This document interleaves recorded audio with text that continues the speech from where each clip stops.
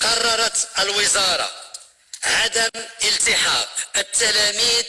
بالمؤسسات التعليمية إلى غاية شهر شتنبر المقبل،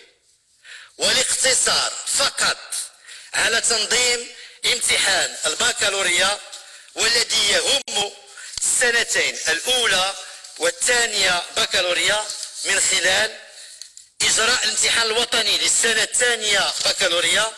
في خلال شهر يوليوز 2020، إجراء الامتحان الجهوي للسنة الأولى بكالوريا خلال شهر شتنبر 2020، وضمانا لمبدأ تكافؤ الفرص بين جميع المتعلمات والمتعلمين ستشمل مواضع امتحانات حصريا الدروس التي تم إنجازها حضوريا إلى حدود تاريخ تعليق الدراسة، أي إلى حدود 14 مارس 2020، وبهدف تمكين المترشحات والمترشحين من اجتياز هذه الامتحانات في أحسن الظروف. ستتم برمجة حصص مكثفة عن بعد للمراجعة والتحضير للامتحانات بالنسبة للسنتين الأولى والثانية بكالوريا. وفي هذا الإطار وحفاظا على صحة المتعلمات والمتعلمين والأطر التربوية والإدارية والأطر المشرفة على تنظيم هذا الامتحان على وجه الخصوص وكافة المواطنات والمواطنين على وجه العموم، ستعمل الوزارة على تفعيل التدابير التالية: اتخاذ الإجراءات الوقائية الضرورية، تعقيم مختلف مرافق المؤسسات التعليمية عدة مرات في اليوم، وتوفير الكمامات الوقائية ومواد تعقيم وأجهزة قياس الحرارة، والعمل على احترام التباعد الاجتماعي والتخفيف من أعداد المترشحين بكل قاعة، ثم اتخاذ الإجراءات التنظيمية اللازمة من إعداد للمواضع وتدبير لمختلف عمليات الامتحانات واستعمال لفضاءات شاسعة كبعض المنشآت الرياضية وتدبير لإيواء وإطعام وتنقل التلاميذ. أما بالنسبة لباقي المستويات الدراسية فسيتم احتساب نقط فروض المراقبة المستمرة المنجزة حضوريا.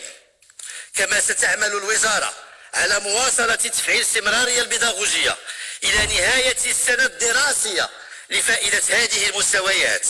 من أجل استكمال المقررات الدراسية وتوفير الدعم التربوي اللازم عبر الحرص على استمرارية عملية التعليم عن بعد، وذلك من خلال مختلف المنصات الرقمية والقنوات التلفزيونية والكراسات التي سيتم توزيعها. وهنا ينبغي التأكيد على أن الموسم الدراسي الحالي لم ينتهي بعد، وأن المحطات المتبقية تكتسي أهمية بالغة في المسار الدراسي للتلميذات والتلاميذ، كونها ستؤثر إيجابا على فرصهم في مواصلة دراستهم مستقبلا في أفضل الظروف. لذا أدعو التلميذات والتلاميذ والأطر التربوية والإدارية والأسر إلى المزيد من التعبئة والانخراط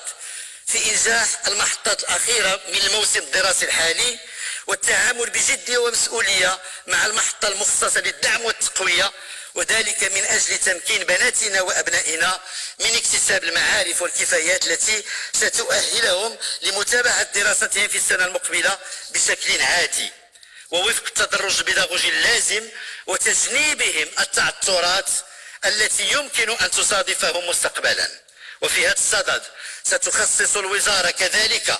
شهر شتنبر المقبل للاستدراك والدعم التربوي الحضوري، سعيا منها لتقوية مكتسباتهم وتمكينهم من متابعة دراستهم في الموسم المقبل في أحسن الظروف. سيدات والسادة المستشارون المحترمون، إن الارتقاء بالتعليم عن بعد مستقبلا ومأسسته يقتضي تقييما جديا وموضوعيا لهذه التجربة لرصد مواطن القوة والضعف والتفاعل الإيجابي مع كل الملاحظات والاقتراحات بهذا الخصوص، بما فيها طبعا ما سنتوصل به من مجلسكم الموقر. وفي هذا الصدد فإن الوزارة أطلقت في مرحلة أولى استطلاع رأي موسع عبر منصة التعليم عن بعد وكذا عبر موقعها الرسمي يهم التلاميذ والأساتذة والأسر، حيث من المنتظر أن تمكن نتائج هذا الاستطلاع من معرفة كيفية تعامل المتعلمين والمتعلمات وأولياء أمورهم وأساتذتهم مع هذا المستجد الذي تم خلاله تعويض التمدرس الحضوري بصفة مؤقتة. وفي الأخير أود أن أتوجه بخالص عبارة الشكر والامتنان لجميع الأساتذة والمكونين والمفتشين وجميع الأطر التربوية والإدارية والتقنية مركزيا وجهويا وإقليميا على انخراطهم